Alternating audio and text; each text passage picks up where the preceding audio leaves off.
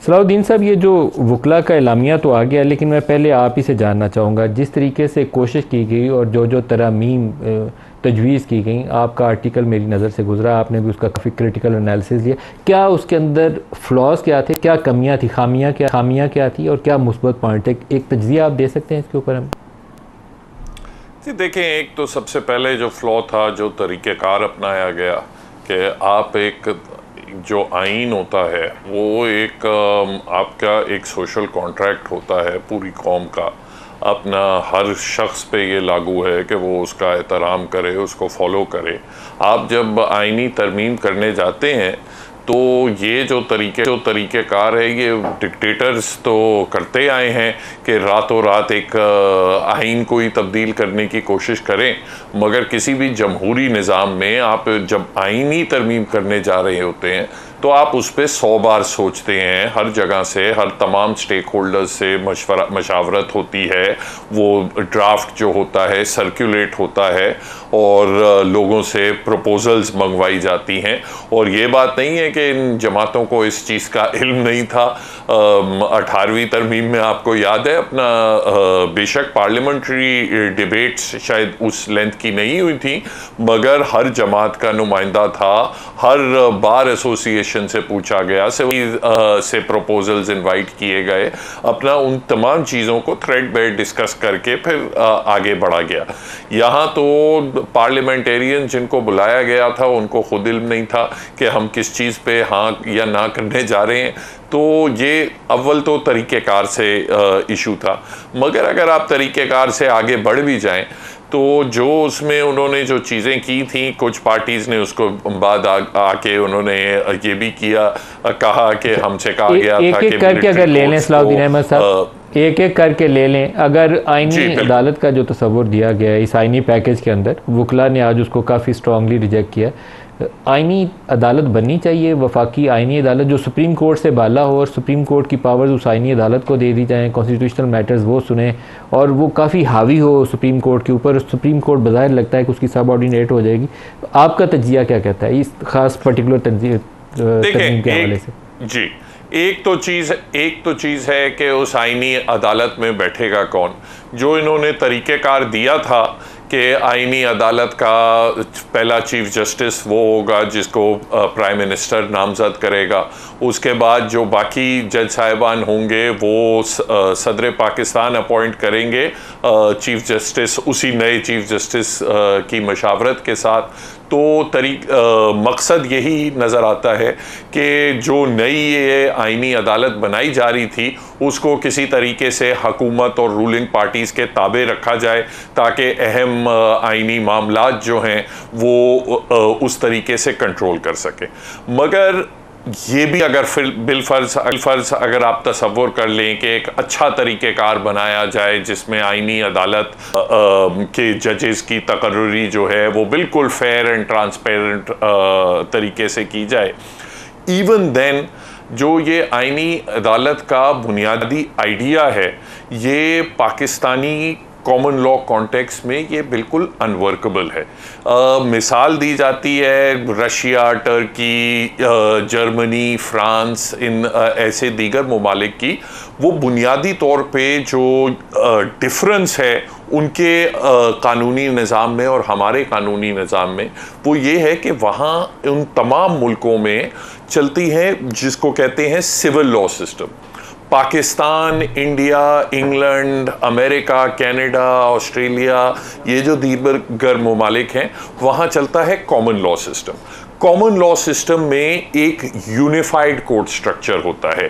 बेशक कोर्ट्स के अंदर बेंचेस आप स्पेशलाइज्ड बेंचेस रखते हैं, मगर ओवरऑल जो कोर्ट सिस्टम होता है वो यूनिफाइड होता है। अगर सलाउद्दीन साहब ऐसी वफाकी आईनी अदालत बना दी जाए तो जो सुप्रीम कोर्ट मौजूदा है हमारी, उसकी क्या पोजीशन होगी? जी, मैं वही वाज़ेह कर रहा था। सिविल लॉ सिस्टम में होता ये है कि आम मुकदमात जो होते हैं वो एक स्ट्रीम में चलते हैं। जो एडमिनिस्ट्रेटिव लॉ वाले होते हैं, जिसे हम रिट पिटिशंस कहते हैं, वो एक दूसरी स्ट्रीम में चलते हैं। और तीसरी जो आईनी अदालतें होती हैं, जो ये देखती हैं कि कोई कानून आइन के खिलाफ है या नहीं है, वो एक तीसरी स्ट्रीम चलती हैं। वो टॉप टू बॉटम जो हैं वो 3 सेपरेट स्ट्रीम्स चलती हैं। यहाँ इन्होंने ये किया है कि वैसे तो नीचे आपका डिस्ट्रिक्ट एंड सेशंस कोर्ट से लेके हाई कोर्ट तक एक यूनिफाइड स्ट्रीम होगी। उसके बाद जब वो सुप्रीम कोर्ट में जाएंगे तो उसकी 2 अलग अलग शाखें निकल जाएंगी। ये एक अदालत जो है वो ऑर्डिनरी केसेस कर रही होगी, दूसरी अदालत जो है वो आईनी नुकात पे फैसला कर रही होगी।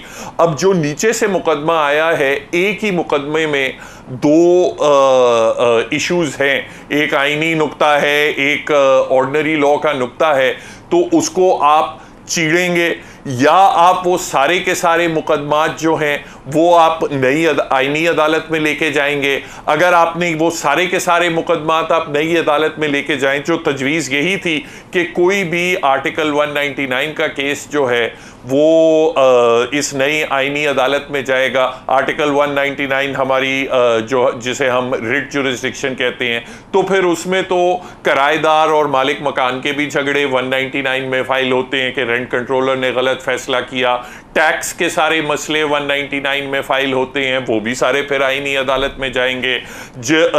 कोई आपका सीडीए से झगड़ा है, सिंध बिल्डिंग कंट्रोल अथॉरिटी से झगड़ा है, स्टेट बैंक से, एसईसीपी वगैरह, ये सारे जो मुकदमात हैं वो भी सारे आईनी अदालत में जाएंगे।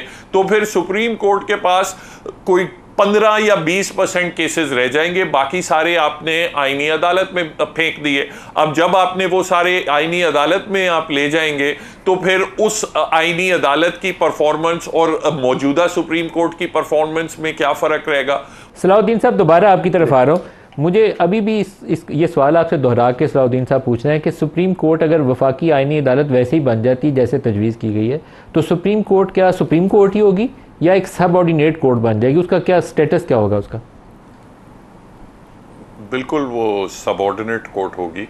उसमें बिल्कुल लिखा हुआ है कि जो फेडरल कॉन्स्टिट्यूशनल कोर्ट होगी वो एपिक्स कोर्ट होगी, और जो एक आइन में आर्टिकल है कि बाकी तमाम कोर्ट्स आज अभी आइन में जो है कि तमाम कोर्ट्स और तमाम एग्जीक्यूटिव अथॉरिटीज़, जुडिशल अथॉरिटीज़ वो सुप्रीम कोर्ट के ऑर्डर के ताबे होंगी। वो उसमें चेंज करके लिखा है कि वो अब आइनी वफाकी अदालत के ताबे होंगी। तो बेसिकली देखें, इसमें सुप्रीम कोर्ट का जो रोल है वो आज मौजूदा सुप्रीम कोर्ट के पास जितने मुकदमात हैं उनके मे बी 20% सुप्रीम कोर्ट के पास रहेंगे, बाकी सारे आईनी वफाकी अदालत के पास जाएंगे। अब जो कहा जा रहा है, और मेरे शायद यहाँ जो तमाम भाई बैठे हैं उन्होंने शायद उसको सेपरेट नहीं किया कि एक्चुअली बिल में पैकेज में लिखा क्या गया है और जो उसके जवाब पेश किए जा रहे हैं। ये नहीं लिखा कि सिर्फ अहम नौयत के आईनी मामलात जो हैं वो फेडरल कॉन्स्टिट्यूशनल कोर्ट में लिखा जाएंगे। ये लिखा गया है कि आईनी दरखास्तों की जो अपीलें हैं, आर्टिकल 199 की जो अपीलें हैं, वो भी सारी की सारी फेडरल कॉन्स्टिट्यूशनल कोर्ट में जाएंगी। अगर बात सिर्फ 184 की होती कि सुओ मोटो की पावर हमने इनसे ले ली है, सुओ मोटो पे तो बेशक मैं तो कहता हूं कि अगर इस पे आईनी तरमीम कर दें कि सुओ मोटो ख़त्म ही हो जाए तो उसमें भी कोई हर्ज नहीं है, मगर इन्होंने ये नहीं किया। इन्होंने किया है कि तमाम 199 की अपीलें फेडरल कॉन्स्टिट्यूशनल कोर्ट में जाएंगी। और जिस तरह मैं पहले अर्ज कर रहा था, 199 जब किसी किराएदार का झगड़ा मालिक मकान से होता है, रेंट कंट्रोलर के पास जाता है, रेंट कंट्रोलर के फैसले से वो मुतमईन ना हो तो वो हाई कोर्ट में 199 की दरखास्त देता है। उसके फैसले की जो अपील होती है वो पहले सुप्रीम कोर्ट में जाती थी, अब इस नए पैकेज के मुताबिक वो फेडरल कॉन्स्टिट्यूशनल कोर्ट में जाएगी। जब कोई सर्विस कोई ब्यूरोक्रेट जो है अपना सर्विस रिलेटेड मैटर लेके जाता है, वो भी 199 में लेके जाता है।